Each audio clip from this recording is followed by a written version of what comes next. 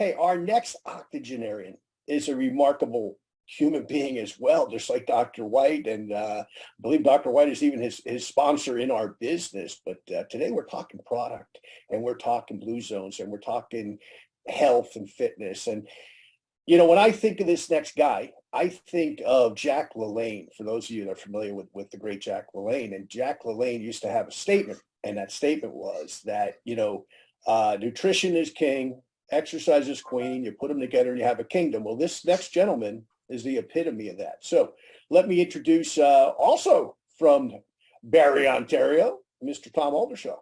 Tom, how you doing today? Hey, John. Greetings. How are you today? I'm good, buddy. How are you? Just super duper. So today I really look at presenting and sharing a trait of the longest lived people. I've chosen really to move naturally, make daily physical activity an unavoidable part of my environment, and that becoming an essential quality of my physical blue zone practice. So that is key. When I pondered this question some 15 years ago, if there was a way to add quality and years to your life, would you be interested? I stood up and volunteered by making that decision. I joined Immunotech as a customer and have been on Immunotech now for some 15 years. When I shared the traits of the longest lived people, I talk, move naturally, make daily physical activity an unavoidable part of my environment. My question, why do I talk, move naturally? I look at the family background in elite athletes. And I just, again, when it comes to the family background, I look at Canoe Kayak Canada. I look at, actually, Mark Oldershaw was the third generation, fifth member of the family to compete at the Olympic Games. He competed at 2008 in Beijing. He competed 2012 in London, and he competed 2016 in Rio. Again, in London, Mark won a bronze medal for canoeing. And that started actually back with my uncle Bert in London in 1948. He paddled also in Helsinki in 52 and Melbourne in 56. His sons, Scott, Dean, and Reed, also paddled in the Olympics. Scott was Los Angeles, 1984. Dean was Munich and Montreal, 72 and 76. And Reed was Montreal in 76. I myself made it to the Canadian level when it came to competition, but the Olympics in that case were well beyond what my family could support. Actually, when it came to Bert and his family, he built on to his home actually an Olympic-sized swimming pool, so the team could actually train year-round for Olympic competition. So it was a key item in background. And I started, I guess if you look at the habit, I started back again when I was probably 8 years old, developing the habit of exercise and moving forward from there. Talk is great. What do I tend to accomplish in 2023? Let me explain my story. And when it comes to my story, I've got several quotes that I work with. And when it comes to the quotes, Intentional Living by John Maxwell. Once you realize you've identified a passion, Invest in yourself, figure out what you need to know, what experience and expertise you need to develop to do the things you feel in your heart, both you will enjoy and will sustain you, both mentally and economically. Certainly, that's been with me for a long time. Again, we all need to remember, if your lifestyle does not control your body, eventually your body will control your lifestyle. And I've been around the block enough that I did not want my body controlling my lifestyle. I myself wanted to control the lifestyle. My lifestyle program has blessed me with healthy aging, longevity, and an active lifestyle. Again, part of the driving strategies that I look at, the higher your energy level, the more efficient your body, the better you feel, and the more results you will use your talents to produce outstanding results. And that comes from Anthony Robbins, Tony Robbins. And the last one that I work with is certainly Peter Drucker. The best way to predict the future is to make it. And that really becomes the key. So we look at sharing traits of the longest lived people, move naturally, make daily physical activity an unavoidable part of your environment.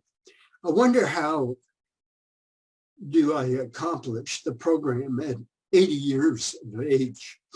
I adopted the bicycle for my physical blue zone practices, and for 2023, I will accomplish a ride of 100 miles, approximately 160 kilometers on the rail trail riding. I train 4 to 5 days a week with spinning and weights. I have a 16-week outdoor cycle training to accomplish before I do the ride. And in that 16 weeks, I'll ride about 700 miles, 1,200 kilometers. So in conclusion, my lifestyle program with Immunotech products has blessed me with healthy aging, longevity, and an active lifestyle in the year 2023 at 81 years of age. To take, by choice, the physical blue zone practice, move naturally, allows me to share a trait of the longest lived people. So that's my story, John, in kind of a nutshell. The fact is that Immunotech products, I am so blessed that at 81, I can still be active. So Tom, what was your training this morning? My training this morning, actually, I do not train on weekends. I take the weekends off, but normally I'm 5 days, 4 or 5 days a week. I do spinning activity, usually 5 to 10 kilometers of riding, and then I'll do weights. Part of the time I work my upper body, part of the time I work my lower body. My other two questions to you are, have you ever checked and seen if there's more than 5 Olympians in any singular family in the world? That's got to be like a Guinness record or close to it. I can't think of any. I know Bert was the first individual that accomplished 3 Olympics in a row. And I believe he is in the Olympic Hall of Fame. But the interesting part also is 48 London, Bert competed. And when it came to Mark, 2012 London, he competed. And I think without doing the math, there was like 65 years in between. So remarkable. The family itself is phenomenal when it comes to training and exercise of that nature. And Tom, once again, is it, speak to this where you ride, because you're not riding on the road. This isn't 100 miles of road riding. This is 100 mile of trail riding, and there is a big difference between rolling resistance on trails and rolling resistance on the road. Much more difficult, although my riding is endurance riding. I don't really race anybody. I just compete really with myself, ensuring that, you know, when it comes to the day, that I'm capable of riding the 100 miles. And Tom, one other quick question too. I know you do a lot for charity with some of your rides that you do there in Barrie, Ontario. You just want to mention that quick? Sure. What I actually did, again, when it came to charities, I set up the Oldershaw Making the Difference Endowment Fund.